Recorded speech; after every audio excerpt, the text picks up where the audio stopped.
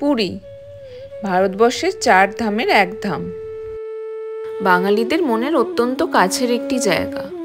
তাই তো বাঙালিরা বারবার পুরী ফিরে আসেন, কখনো বা জগন্নাথ দেবের টানে, কখনো বা বাড়ির কাছে সমুদ্রের হাতছানিতে, আবার কখনো বা খাজা কেনার লোভে। যদিও বা দেশের বিভিন্ন জায়গা থেকে মানুষজন আসেন জগন্নাথ দেবের দর্শনে, কিন্তু বাঙালি দর্শনার্থীদের আনাগোনা এখানে সারা বছরই একটু বেশি। বিশেষ করে রথযাত্রা, দোল আর পূজার ছুটিতে পুরীতে থাকে জনজোয়ার। তো চলুন আমার এই পুরী সিরিজের ভিডিওর মাধ্যমে আরও একবার ঘুরে আসা যাক 2 রাত 3 দিনের পুরী সফরে। আজ থার্সডে আর এখন বাজছে রাত 10টা। আমরা হাওড়া স্টেশনে পৌঁছে গেছি ট্রেন ধরার জন্য।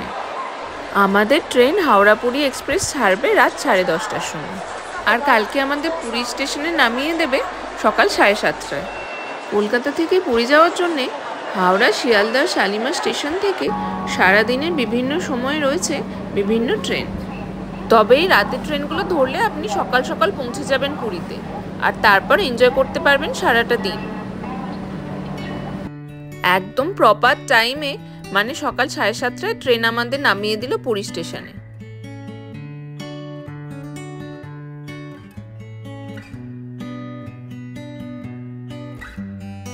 স্টেশন থেকে বেরিয়েই স্টেশন চত্বরে আপনারা দেখতে পাবেন জনস্রোত, আর তার সাথে দাঁড়িয়ে রয়েছে প্রচুর টোটো, অটো এবং ক্যাব, যেগুলো আপনাদেরকে পৌঁছে দেবে আপনাদের গন্তব্যস্থলে, মানে আপনাদের হোটেলে। এরকমই একটা অটো ভাড়া করে আমরা চললাম আমাদের হোটেলের উদ্দেশ্যে। আমাদের হোটেল স্বর্গদ্বার বিচের একদম কাছে। স্টেশন থেকে স্বর্গদ্বার বিচ পর্যন্ত অটোর ভাড়া পড়ে মোটামুটি 150 টাকা। বেশ কিছু দূর যাওয়ার পরেই আমাদের বাঁ দিকে প্রথমবার দেখা মিলল পুরীর সমুদ্রের। ছোটবেলায় বহুবার পুরী এলেও এবারের পুরী আসা প্রায় 12-13 বছর পরে। আর এই সমুদ্রকে এত কাছ থেকে দেখেই কেমন যেন সেই অস্পষ্ট হয়ে যায় স্মৃতিগুলো আবার মনে পড়ে গেল। আর এই সকালে সমুদ্রকে উপভোগ করতে করতেই আমরা পৌঁছে গেলাম আমাদের হোটেলে। আমাদের হোটেলের নাম অম্বিকা প্যালেস। স্বর্গদ্বার বিচের ঠিক আগেই অবস্থিত এই হোটেল সি বিচ থেকে 150-200 মিটার ভেতরে। চেক ইন করে আমরা পৌঁছালাম আমাদের রুমে।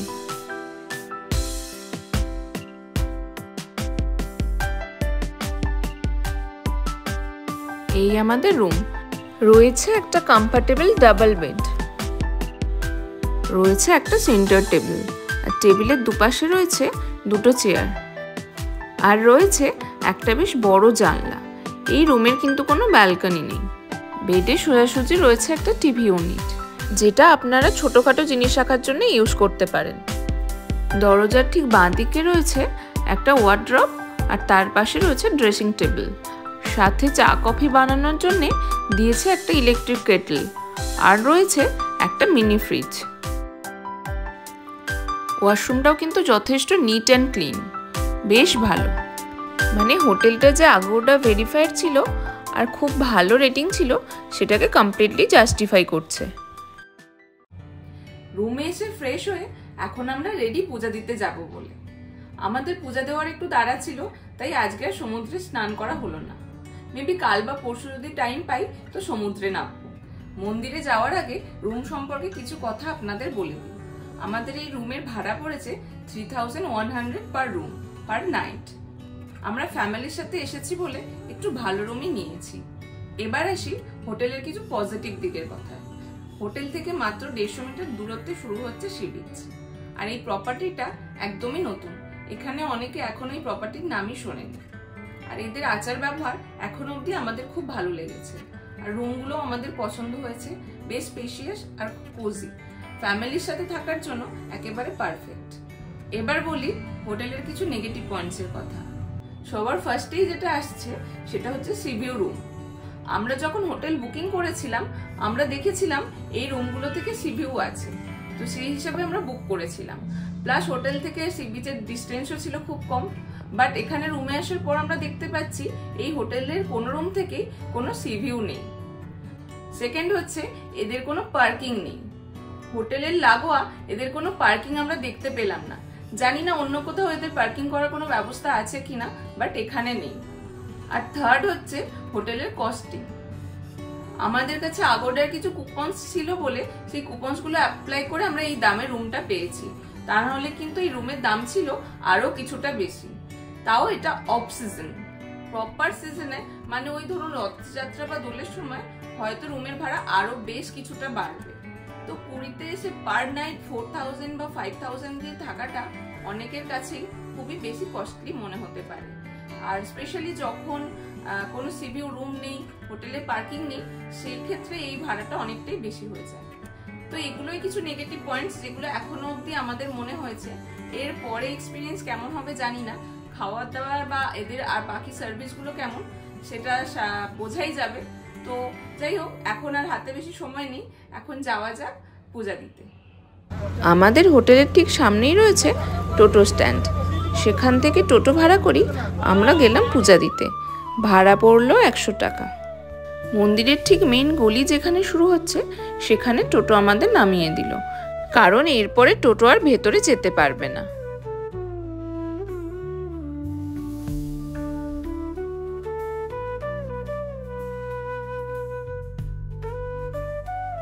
পুরী জগন্নাথ মন্দির এখন সেজে উঠেছে নতুন রূপে। রিনোভেশনের পর ছোট ছোট ঘিঞ্জি গলি সরে গিয়ে গড়ে উঠেছে বিশাল বাঁধানো মন্দির প্রাঙ্গণ।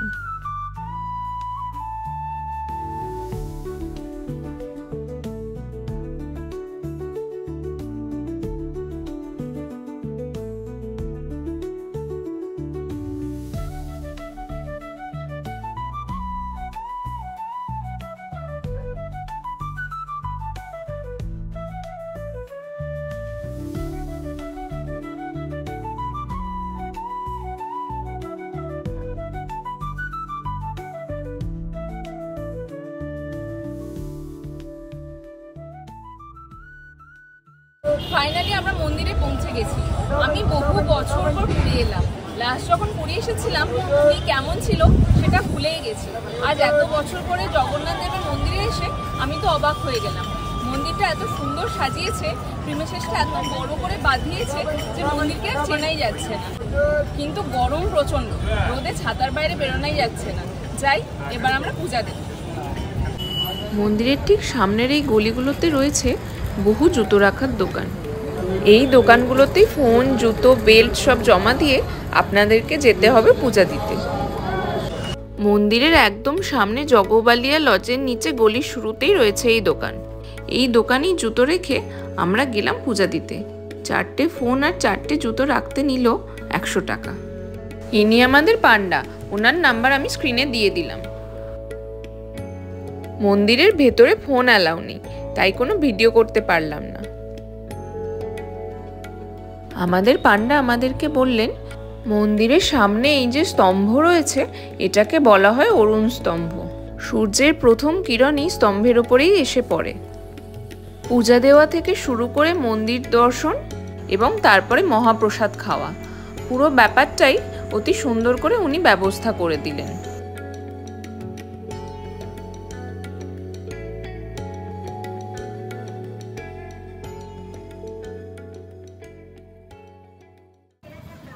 পূজা দিয়ে এবার আমাদের লাঞ্চ করতে যাওয়ার পালা।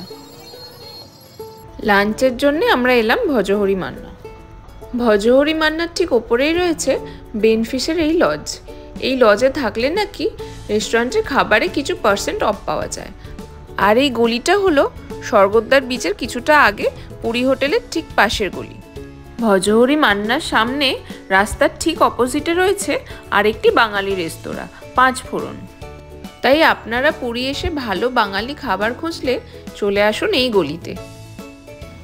ইতিমধ্যে বৃষ্টি শুরু হয়ে গেছে, তাই আর দেরি না করে আমরা ঢুকে পড়লাম লাঞ্চ করতে।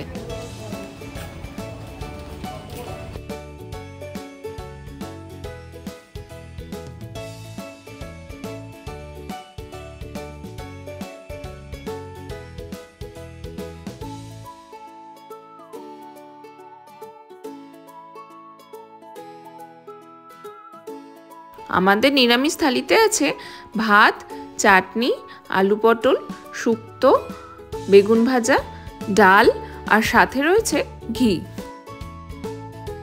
খাবারের স্বাদ আর কোয়ালিটি দুটোই ছিল স্যাটিসফাইড।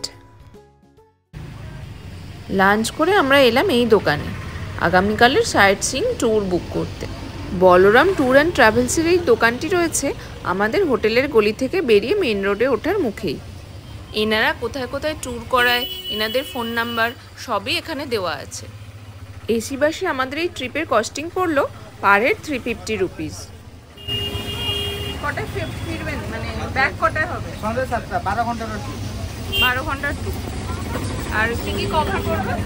কভার 10টা পয়েন্ট হবে। আচ্ছা, কোনারক, ধবলগা, কোনারক, ধবলগিরি, লিঙ্গরাজ, খণ্ডগিরি, উদয়গিরি, নন্দনকানন, এই 10টা জায়গা। আচ্ছা। কালকে ট্রিপ বুক করে রুমে গিয়ে একটু ফ্রেশ হয়ে এখন আমরা আবার চললাম মন্দিরে ধ্বজা উত্তোলন দেখতে।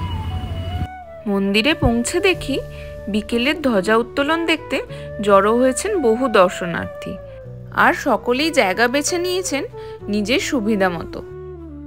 বাঁ দিকের মন্দির চত্বরটা বাঁধিয়ে যে একটা গার্ডেন বানানো হয়েছে, এখান থেকে ধ্বজা উত্তোলন দেখা যায় খুব ভালোভাবে, তাই বেশিরভাগ মানুষ এখানে এসেই জড়ো হয়েছেন। আর কিছুক্ষণের মধ্যেই শুরু হলো জগন্নাথ মন্দিরের ধ্বজা উত্তোলন। শোনা যায় বিগত 1800 বছর ধরে প্রতিদিন এই ফ্ল্যাগ চেঞ্জ করা হয়। একদিনও যদি ফ্ল্যাগ চেঞ্জিং বন্ধ থাকে, তারপর থেকে আগামী 18 বছর মন্দিরে আর ঈশ্বর আসবেন না, তাই মন্দির বন্ধ থাকবে।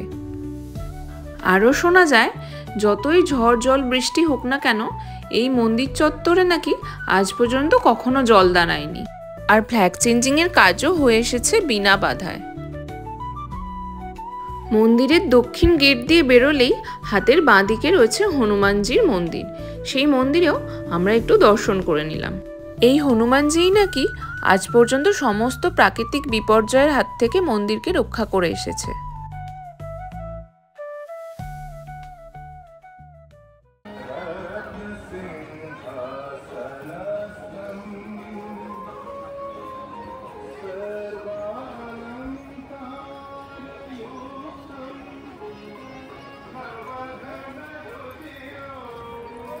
এই নিয়ে দ্বিতীয়বার আমরা মন্দিরে এলাম।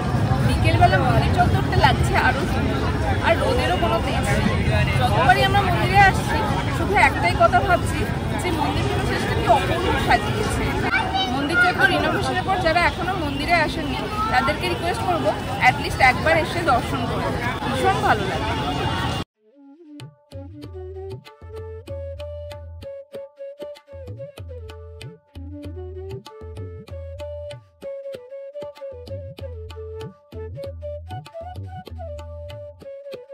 এতক্ষণ পর্যন্ত আমার ভিডিও যদি আপনাদের ভালো লেগে থাকে, অনুরোধ রইল ভিডিওতে একটা লাইক আর কমেন্ট করে দেবেন। যতক্ষণ না পর্যন্ত আপনাদের মতামত কমেন্টে জানাবেন, আমার পক্ষে বোঝা সম্ভব হয় না আমার ব্লগ আপনাদের কেমন লাগছে। আর এরকম আরও ট্রাভেল ব্লগ দেখার জন্যে আমার চ্যানেলটা সাবস্ক্রাইব করে আমাকে সাপোর্ট করুন। কেমন লাগলো এত বছর পর পুরী জগন্নাথ দেবের মন্দিরে এসে? খুবই ভালো লাগছে। গতবারে যখন এসেছিলাম জায়গাটা অতটা ভালো ছিল না ইন দ্য সেন্স কি, মানে জায়গাটা অতটা বাঁধানো ছিল না এবং অনেক বেশি কনজেস্টেড ছিল আশেপাশে জায়গাগুলো।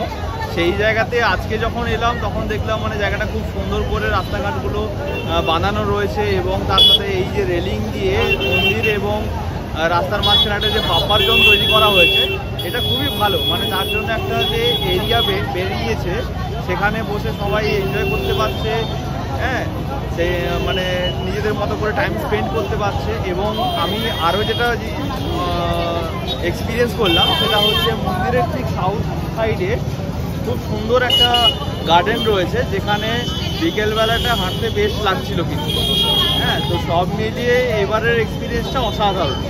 সকালবেলা যে ওয়েদার পেয়েছি সেটাও ভালো ছিল, তারপরে হালকা একটু বৃষ্টি, এবং বিকেলবেলাও খুব ভালোই ওয়েদার পেয়েছি। তো মোটের উপর ভালোই এক্সপিরিয়েন্স। মন্দির দর্শন শেষ করে আমরা এলাম খাজা কিনতে। এই পাদমিনী লজের নিচেই রয়েছে এখনকার পুরীর সব থেকে সুস্বাদু খাজার দোকান নৃসিংহ সুইটস। এত বছর পরে পুরী এসেছি আর খাজা কিনবো না, তাই কি কখনো হয়? জানিয়ে রাখি, গোটা পুরী জুড়ে এখানকার নামকরা খাজা বিক্রেতা মানে এই ধরুন নৃসিংহ সুইটস বা গাঙ্গুরাম এদের নামে রয়েছে প্রচুর ডুপ্লিকেট আউটলেট। আপনারা কিন্তু ভুল করেও ঠকে যাবেন না। এখানকার একাধিক লোকালসকে জিজ্ঞাসা করে কনফার্ম হয়ে তবেই খাজা কিনবেন। আর যদি নৃসিংহ সুইটস থেকে কিনতে হয় তবে চলে আসবেন পদ্মিনী লজের নিচে এই অরিজিনাল নৃসিংহ সুইটসে। খাজাগুলো রুমে রেখে আমরা চললাম স্বর্গদ্বার বিচের সন্ধ্যার বিচ মার্কেট এক্সপ্লোর করতে। আমাদের হোটেল থেকে 5-7 মিনিট পায়ে হাঁটা দূরত্বেই রয়েছে স্বর্গদ্বার বিচ মার্কেট।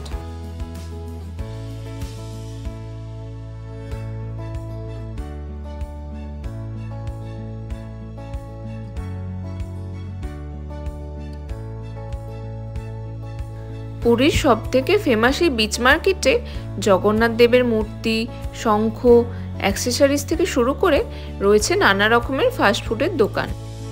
শপিংয়ের লোভে প্রত্যেক দিন সন্ধ্যাতেই মার্কেটে এসে জড়ো হন শয়ে শয়ে পর্যটক।